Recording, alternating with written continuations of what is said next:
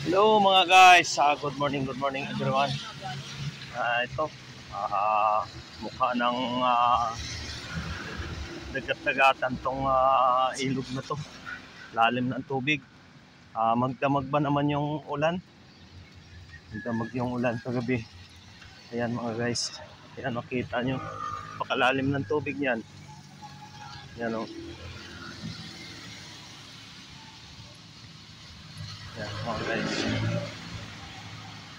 Sa ngayon, walang pasok yung mga aralan ngayon, mga bata. Suspended ang classes ngayon. Pero tayo, tuloy pa rin ang pasok.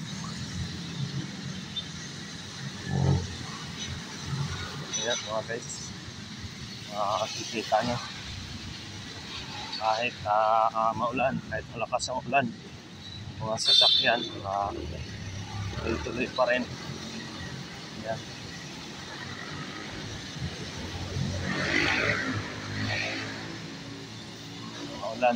Maulan talaga ang umaga na to.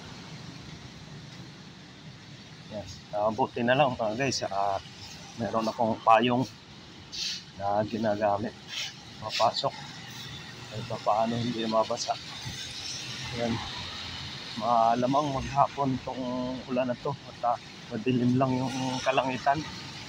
Ayan mga guys, makikita nyo. Yan yung paligid ng kalangitan, madilim lang. Ayan mga guys. Sa ngayon, dito pa rin ako sa akin laging dinadaanan sa kahabaan ng Mia Road. Pa rin ako. Yan. Kita nyo guys, halos traffic pa rin mga sasakyan. Yan.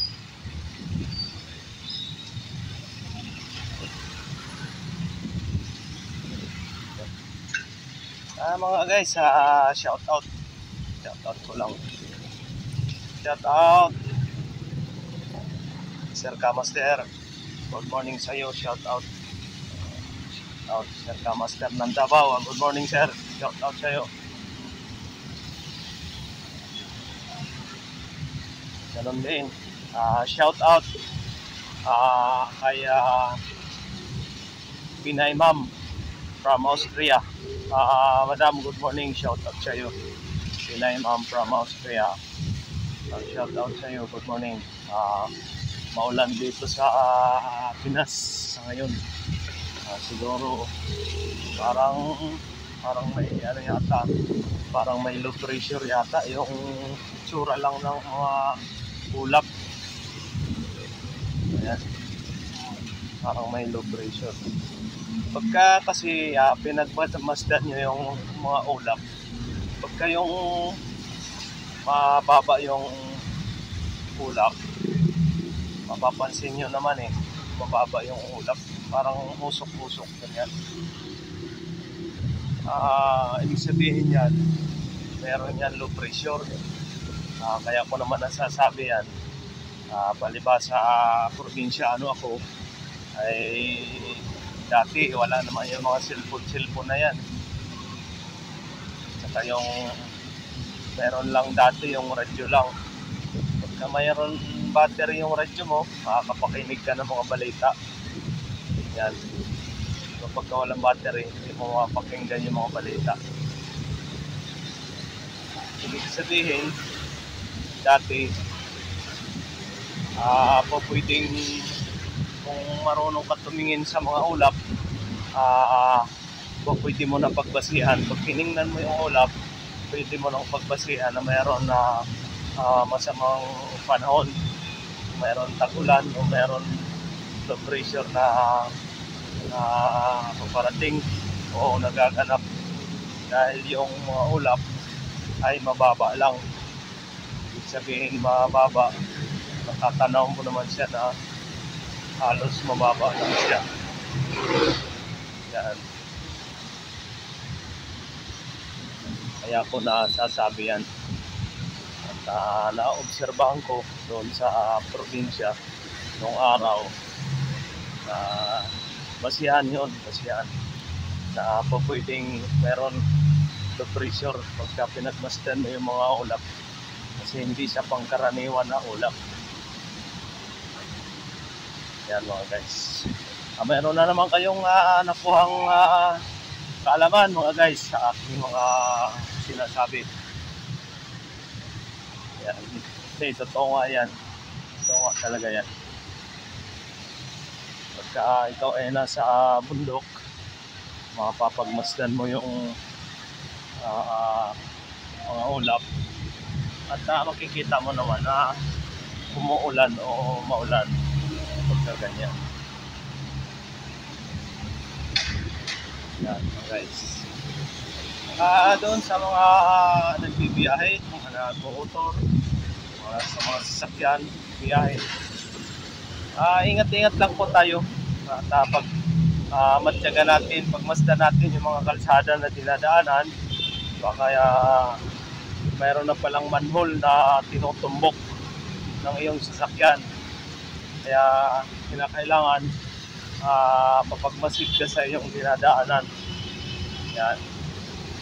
Kasi baka mamaya-maya mayroon na palang manhole na hagip yung gulong ng sasakyan mo. Ay delikado. Yan. Isang kasi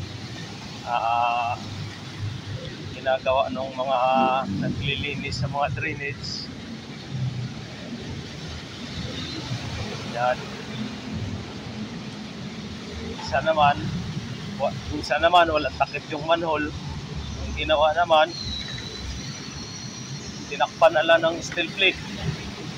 Ay yung steel plate sa dami ng mga dumadaan na mga sasakyan na uusod, ibig sabihin nawawala doon sa tamang pagkatakip sa manhole. Yan, ibig sabihin lumiliis na yung takip doon sa manhole. Nagkakaroon ng siwang yung manhole. Ibig sabihin pwede nang ma-shoot doon yung gulong. Yan. Kaya kailangan maging familiar din tayo sa dinadaanan natin, yung mga dinadaanan natin ng mga kalsada. Kung araw-araw kayo na daan sa kalsada na yan, kailangan obserbahan nyo yung mga dinadaanan nyo, kung saan banda yung meron malalim na lubak, saan banda yung meron na manhole na may takip na steel plate. Papansinin nyo yun. Baka hindi na maganda yung pagkakatakip, nakalis na doon sa manhole, ay delikado na yun. Kaya kailangan magpagmasid tayo habang nagbibiyahe. Yan. At ingat lang po, dubli ingat lang.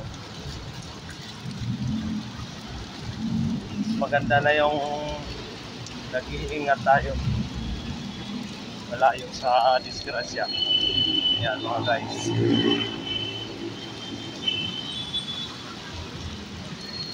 Sa ngayon talagang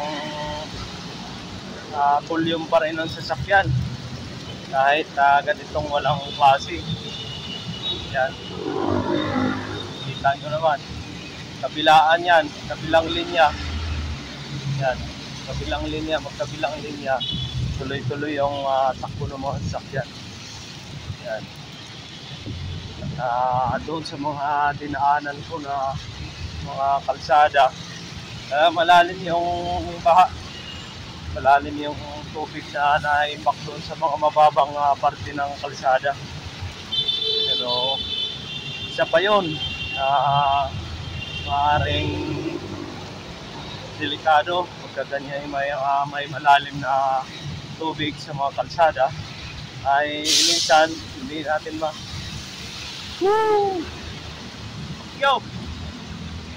minsan hindi natin mapapansin na mayroon na palang butas. Yan mga guys, yung dumaan kasi na sasakyan, kahit nakikita niya na mayroon tao na naglalakad sa gilid, yung takbo ng sasakyan At talagang napakabilis. May tubig na malalim. Kaya nabasa ako. Basa. Na apunan ako ng tubig galing sa kalsada. Bilis ng takbo niya eh. Yan. Yan mga guys. Yan tulad yan. Nalangoy yung sasakyan malalim. Tubig. Mga guys, hanggang dito lang muna siguro yung aking video. Maraming salamat sa inyong pagsubaybay, manonood.